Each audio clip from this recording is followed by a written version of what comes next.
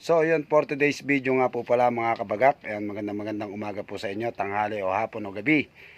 At ayan, nakita nyo naman po, yung pong ginawa ko pong video na isang araw na in-upload ko na hiningi ko po ng tulong sa ating mga kababayan. Hiningi ko po ng tulong yung ating isang kababayan dito na isang pamilya. Ayan, at maraming salamat naman po. At meron pong nagbagandang loob, nakapanood po ng ating video. Hinihingal po ako. Kararating ko lang po kasi. Meron pong nakapanood at meron pong nagbagandang loob. Nagbigay po siya ng konting tulong para po dun sa gamit ng bata. Nagbigay po siya ng diaper, gata, sabon, kung ano naman po, basta po anong kagamitan po ng bata. At binili na rin po natin siya ng bigas, mga kabagak. At ayan po, kararating ko lang po ngayon dahil nagbagandang loob nga rin po. Siya po ay isang mahal nating OFW na nasa ibang bansa. Siya po ay nasa Hong Kong. Ang pangalan po niya ay si Madam Lani Agbayani. So Madam Lani, maraming salamat po sa ibinigay niyo pong tulong at ipinagkaloob po sa isang pamilyang kababayan natin na nais po natin na tulungan at bigyan po natin ng tulong. At ito po mga kabagak yung aking pinamili. Ayan po.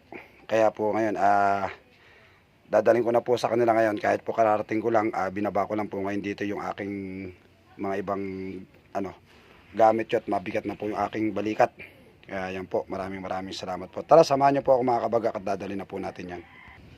So ayan mga kabagak, ito na po yung ating pinamili na iabot po natin sa ating mga kababayan. Ito po ay pinabibigay po ng ating sponsor na si Madam Lani Agbayani. Tara mga kabagak, samahan niyo po ako. Naglakad lang tayo mga kabagak, ala kasi tayo sa sakyan. Ayan po mga kabagak yung bahay na ibinalag natin ng isang araw na hiningi po natin ng tulong. Ayan, siyempre may magandang loob po. Binala po natin sila ng bigas tapos mga gamit po ng bata. Tara, samahan niyo po ako. Carmen, magandang araw sa'yo. At kami muling magbabalik. Kami papasok na sa inyong bahay. Ito po pala mga kabagak yung bahay po nung hiningi po natin ng tulong nung isang araw na ibinidyo natin. Ayan, at maraming salamat at napanood po kagad ng ating isang mahal na OFW na magandang loob na magbigay po ng tulong sa isang pamilya na hiningi po natin ng tulong. At ito po sila Ate Carmen. So tara mga kabagak, pasok po tayo. Ayan Ate Carmen, at mayroong paabot sa inyo ng konting tulong. Meron. Ayan yung gamit ng anak mo. Pero may bigas. Salamat po. Ayan. So ito mga kabagak, napapansin nyo po. Dito po natutulog si Ate Carmen. Isang senior po. Ayan si Ate Carmen. Tapos doon po silang mag-asawa. Yung pong asawa na to ay nagtatrabaho lang din po sa ating construction. Ayan Ate Carmen, ayan yung pinadala sa inyo ng ating mahal na OFW na si Madam Lani Agbayani. Kaya sana marami pong manood ng ating video na to at marami pa po sanang mag-like and share. Kaya Ate Carmen, kayo na ang magpasalamat dun sa nagbigay sa inyo ng tulong. Maraming po salamat. Madam Lani. Ayan, Salamat Madam Lani po. Ayan.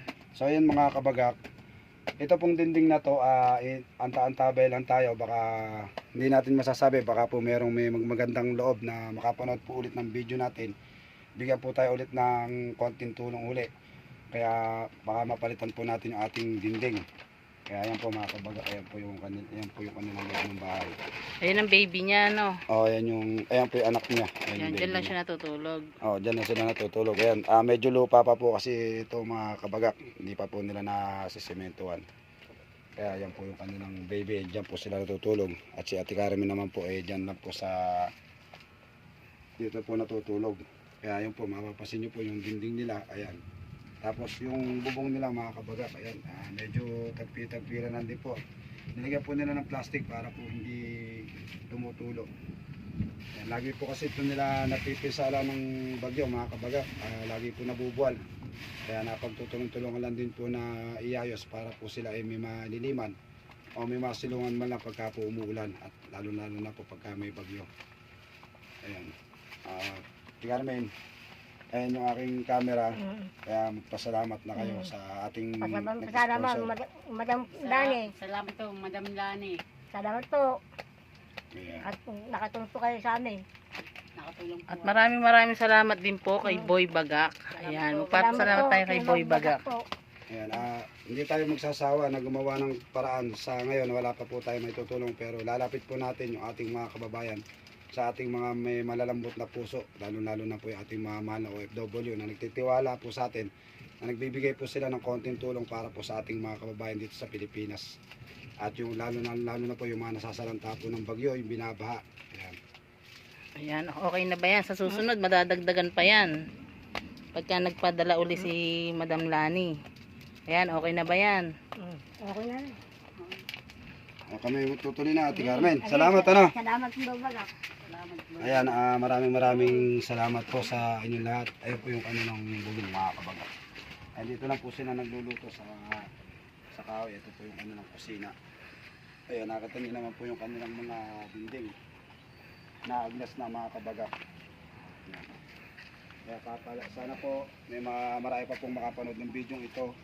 May mag-donate po sana ng dingding. Ayan, ito pong dinding na to, ala na rin po, ala na rin naman. Kaya sana po marami pong makapanood, marami pa po sana mag-like and share ng aking video. So hanggang dito na lang po, peace out mga kabagak.